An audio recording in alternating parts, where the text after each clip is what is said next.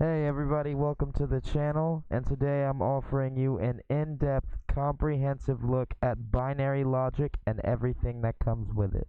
This video is meant to teach people who play Minecraft how to use binary logic to build redstone machines, but if you don't play Minecraft and you're here to learn binary, this will work for you too. I've made this video as simple and comprehensive as possible so anyone with any amount of experience or mathematical skill can learn from this video how to use binary effectively. To use binary practically, we'll need to know how it works on a fundamental level, and we will need to learn how to count in binary. On the top left corner of the screen, from top to bottom, is 0 to 7 in binary. How binary works is instead of rolling back and carrying the 1 over when you get to 10, you do it when you get to 2. So in binary, 2's do not exist, and when we make it to a 2, we 0 out and carry the 1 over like we do when we make it to a 9 in our normal base 10 number system.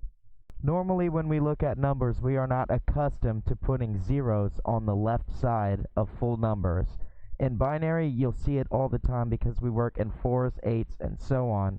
So sometimes, if you're dealing with, let's say, a 1, you will have 4 digits, 3 of them being 0, to signify 4 digits of binary. And this is important because binary is read by computers in groups of 4's and 8's. In our base 10 number system, each digit represents a power of 10, since we have 10 digits in our number system. So the 1's place represents 10 to the 0 power, the 10's place represents 10 to the first power, the 100's place represents 10 to the second power, and so on. This is basically saying when we look at each digit, we're taking the power that it represents and multiplying that by the number that is in the digit. Binary is basically the same, except for instead of taking every digit and saying it's 10 to the x power, we're saying each digit is 2 to the x power. Therefore, the first digit of binary represents 1, since it's 2 to the 0 power. The second set of digits will represent 2, since it's 2 to the first power. The third will represent 4, since it's 2 to the second power. And the fourth will represent 8, since it's 2 to the third power. An easy way to understand this is to know that every time a new digit is added onto a binary number, the combinations that the number can exist in are doubled.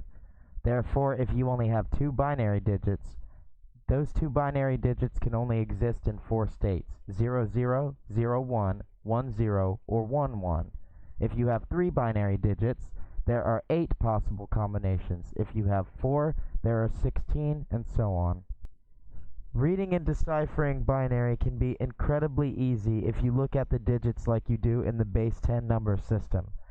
So, in the first place, we have 1. This is the 1's place. If we have 1 in the 1's place, we have a 1. The second digit is the 2's place. If we have a 1 in the 2's place, we have a 2. The third digit is the 4's place. So if we have a 1 in the 4's place, we have a 4.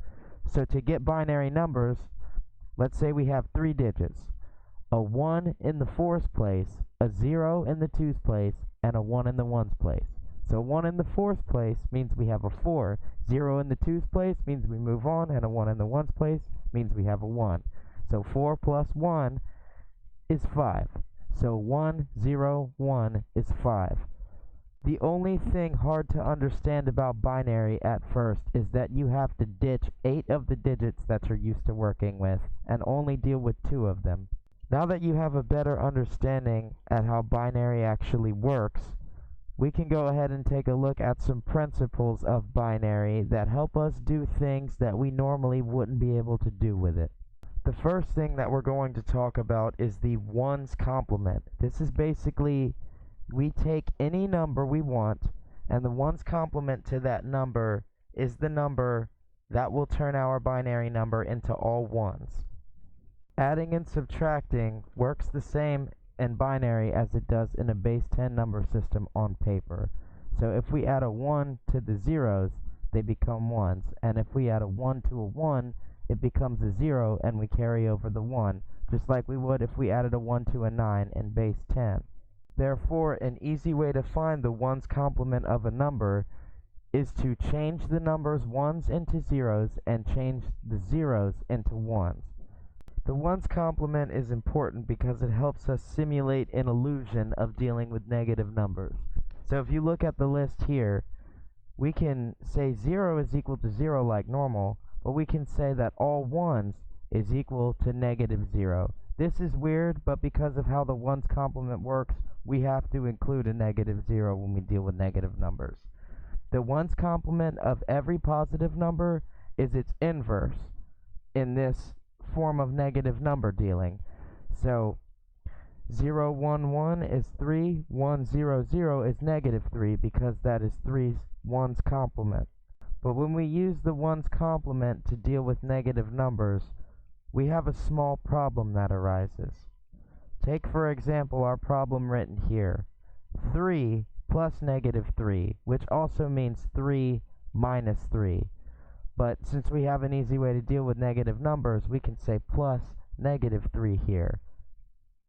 So since we already know that adding a number to its ones complement gives us all ones, we already know the answer is going to be all ones, which on this ones complement table means we have a negative 0, which is weird. You can't have a negative 0 in traditional math, which already kind of makes this method a little bit bad. Now let's say we want to set up a subtraction problem with this method. We use 5, which is 1, 0, 1 in binary, and we add negative 3, which is 1, 0, 0. We're adding negative 3 because adding negatives is the same as subtracting. Just like with traditional numbers, we start from the right and we go to the left and we add the digits together from right to left. So 1 plus 0 is 1. 0 plus 0 is 0. And 1 plus 1 is 2, which means we zero out and carry the 1 over. This gives us 1, 0, 0, 1. So when we get an extra bit, one more than we started with, meaning a whole new digit that we didn't plan on dealing with, it will actually just output as a carry, and it won't matter. So the fact that that 1 is all the way over there doesn't mean anything. We pretty much just scratch it out if we get more than we started with, and the number that's left over is our actual answer, which is 1. So you've probably noticed by now that if we use the ones complement for subtraction, every time we subtract, we end up losing a number. So the logical thing to do to prevent this would be whenever we subtract, just increase the output by 1 and our answer will always be right. Which brings me to the 2's complement. Simply put, the 2's complement is just the ones complement plus 1. So if you wanted to find the 2's complement of 5, you would find the ones complement, which is 0, 1, 0, and you would add 1 to it. So that would make it 0, 1, 1. The best way to look at the 2's complement is to say it is the number that will zero out every digit of the number we're working with and cause a carryout too big to be processed. This 1, 0, 0, 1 is a 9 because there's a 1 in the 8's place and a 1 in the 1's place, and 8 plus 1 is 9.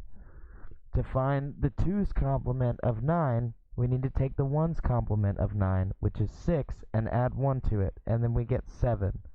When we add a number to its 2's complement, you can probably already tell what we'll end up doing is carrying a 1 all the way over to the end and zeroing out the rest of the digits. Since our system only knows how to work in 4 bits, the 5th digit gets disregarded and we end up with a 0, which is exactly what we were looking for, because the 2's complement is supposed to be the inverse or negative version of the number that we were dealing with to begin with. So in other words, the 2's complement of 5 is negative 5, so when we add them together, we should zero out. So this time when we use the 2's complement to try to add a positive number to the negative version of itself, just like before, we'll end up carrying the 1 all the way over and zeroing everything out, and then we scratch the last extra digit out and we end up with 0. Let's try to solve the same problem that we use as an example in the ones complement, but we'll use the 2's complement system this time. As we know, 1 plus 1 will be 2, which means we zero out and we carry the 1 over. 1 plus 0 plus 0 is of course going to be a 1. And again, 1 plus 1 is 2, which means we zero out and carry the 1 over, giving us 1 0 1 0. Since we started off using 3 digits of binary and we ended up with 4 as our output, our 4th digit does not matter, so our answer is 0 1 0, which is 2. This means that using the 2's complement system to work with subtraction and negative numbers is much more efficient and much better than the 1's complement. Alright guys, that is binary simply put, as basic as it gets. I hope everybody enjoyed, and I really hope you guys learned something today. If you pop by not knowing about the channel and decided to watch this video because you wanted to learn binary, that is awesome, and I thank you very much. Please leave a like if you learned something, or even if you just enjoyed the sound of my voice.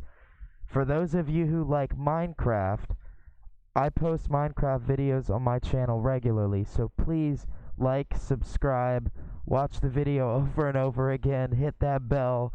You guys have been a great audience, and I will see you again in the next installment.